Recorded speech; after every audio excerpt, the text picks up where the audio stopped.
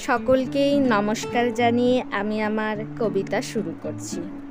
রবি ঠাকুরের লুকোচুরি।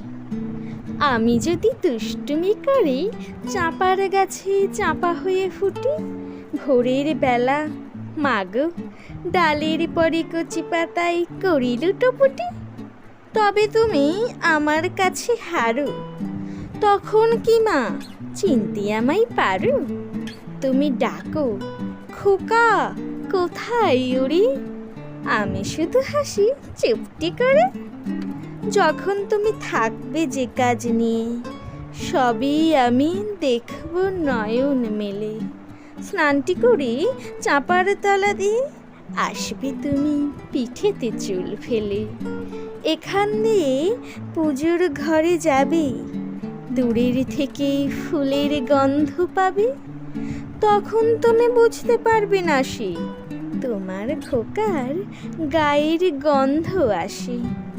দুপুরবেলা মহাভারত হাতে বসবে তুমি সবার খাওয়া হলে, গাছের ছায়া ঘরের জানালাতে পড়বে সে তোমার পিঠে কোলে। আমি আমার ছোট্ট ছায়াখানি দোলাবো তোমার বইয়ের পরে আনি, তখন তুমি বুঝতে পারবে না সে তোমার চোখে খোকার ছায়া ভাসে। সন্ধেবেলায় প্রদীপখানি জেলে যখন তুমি যাবে গোয়াল ঘরে, তখন আমি ফুলের খেলা খেলে টুপ করে মা পড়ব ভুঁয়ে ঝরে। আবার আমি তোমার খোকা হব, গল্প বলো তোমায় গিয়ে কব।